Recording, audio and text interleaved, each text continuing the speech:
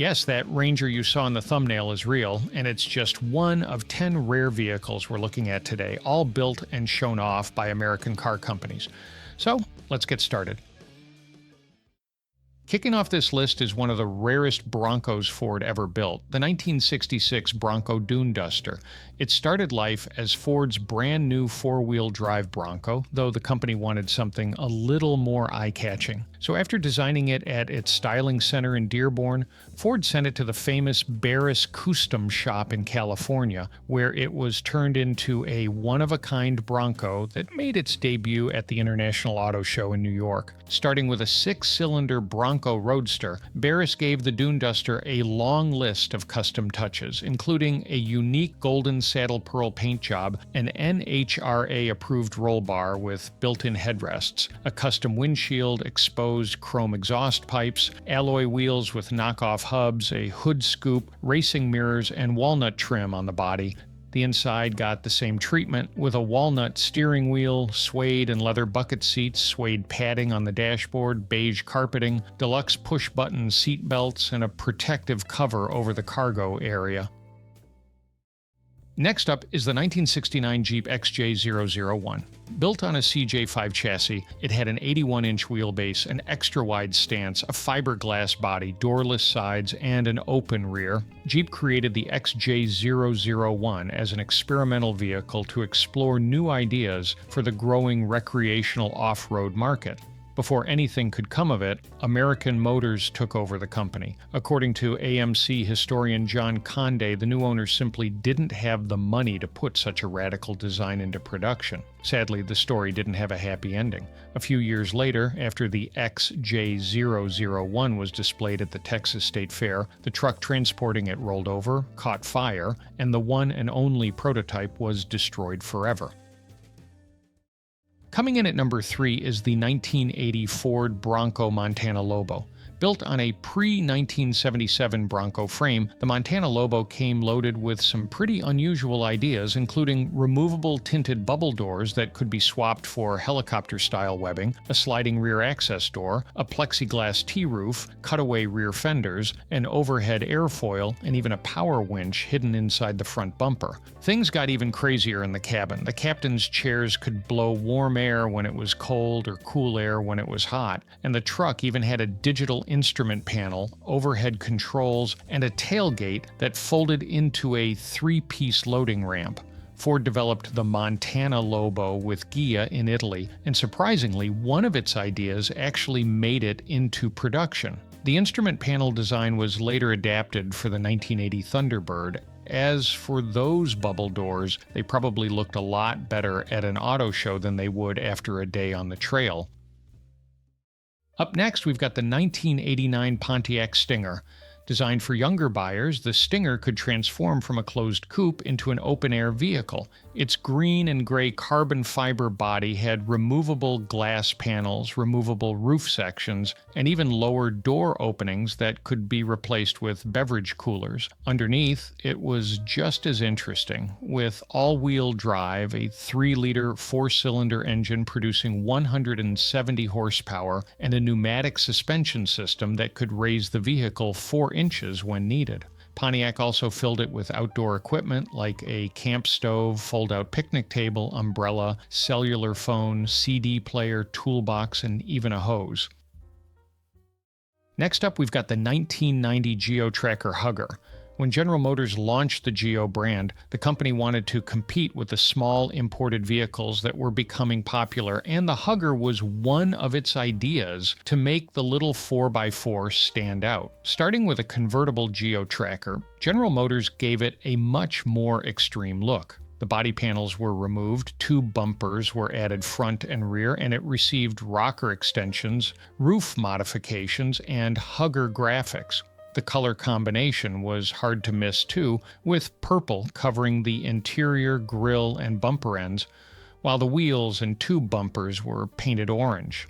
The Tracker Hugger was almost like a mini dune buggy, with no glass except for the windshield, Pontiac Stinger-style door cutouts, and a wide-open design. Inside, General Motors stripped things down by removing the rear seats, quarter trim, and carpet, then added leather-trimmed front seats and a matching steering wheel. As for the engine, it kept the same 1.6-liter unit from the production tracker. Coming in at number 6 is the 1993 Jeep Ecco concept. This one was quite different from the other vehicles on this list, since Chrysler was trying to make an off-road vehicle that was friendlier to the environment. The Ecco had a turtle-colored body made from recyclable aluminum and plastic, and it could be taken apart fairly easily at the end of its life. It used a 1.5-liter all-aluminum two-stroke engine mounted in the middle of the vehicle, producing 85 horsepower. It was a two-door, four-passenger Jeep with full-time four-wheel drive. The Ecco was designed to be lightweight, using plastic rafts to support and protect the upper body. Its engine was designed around lower emission standards that were set to take effect the following year. Chrysler design chief Tom Gale even said putting the Ecco into production would have been fairly simple if people wanted one. The problem was, apparently, they didn't. An environmentally friendly Jeep just wasn't very high on the shopping list in 1993. Next up, we've got the 1997 Dodge T-Rex 6x6. The T-Rex had 3 axles with 1 in the front and 2 in the rear. It was first shown at the 1996 SEMA show and used a modified 8-liter Magnum V10. The regular engine made 300 horsepower and 450 pound-feet of torque, but Dodge turned things up for the T-Rex, getting as much as 497 horsepower and 593 pound-feet of torque. That was actually more power than the Dodge Viper had at the time. The engine was heavily modified with high compression pistons, a billet crank, modified camshafts, ported and polished heads, and tubular headers. Power went through a modified 4-speed automatic and a special transfer case built for the 3-axle setup. As for the suspension, the T-Rex used a computer-controlled air suspension that could adjust itself depending on the road and whether the truck was towing something. And this wasn't a small truck either. It weighed around 12,000 pounds, yet Dodge estimated it could still reach 60 miles per hour in about 8 seconds. As impressive as it was, the T-Rex never made it into production. Up next, we've got not one, but 4 different versions of the Ford Ranger from the 90s, including the one you saw in the thumbnail. We'll start with the 1994 Ford Ranger C-Splash. This Ranger was built for people who liked spending their free time out on the water, and Ford even gave it a matching 17-foot canoe. The C-Splash had rear supports and a front T-bar over the hood to carry the canoe, with tie-down slots to keep it secure. When the canoe wasn't along for the trip, all of that equipment could be removed and the entire bed insert could slide out so the Ranger could go back to hauling normal cargo. That bed insert had a locking gullwing lid with storage for things like fishing gear, water ski equipment, and first aid kits, plus separate compartments for the canoe paddles. In the cabin, the Ranger had leather captain's chairs, a cellular phone, binoculars, and a CB radio. It also had a screen-based navigation system that could show the truck's location and give directions after you entered a destination, along with a compass and inclinometer for off-road driving. The second Ranger is the 1994 Sky Splash. This one was made for hang gliding enthusiasts, so Ford had to figure out how to carry a hang glider on a pickup truck.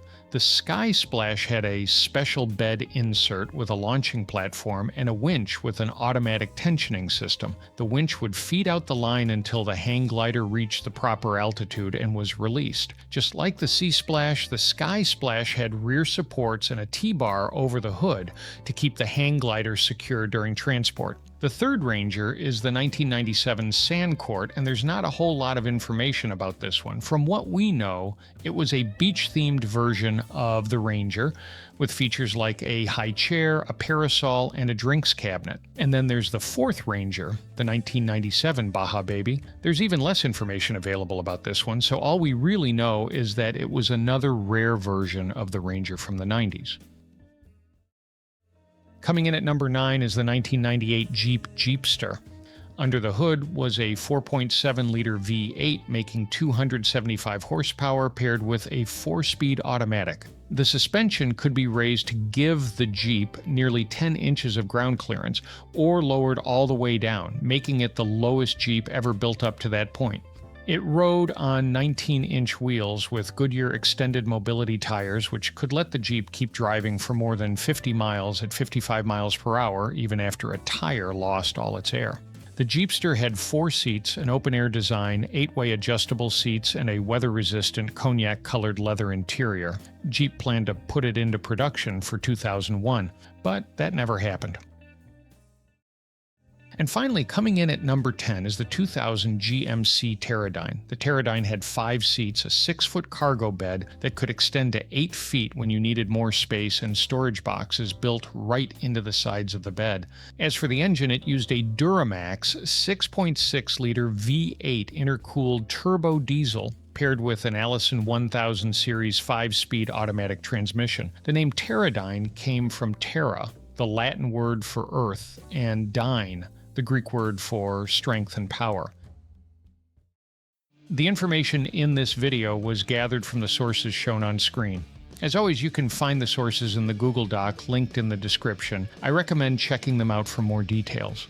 If you enjoyed this video, there are a couple more on screen you might like. One is about the Dodge Diora, without a doubt one of the craziest Dodge pickups ever built. The other tells the story of the Ford Aurora, a really cool station wagon Ford built back in the 60s. Otherwise, I'll see you in the next one.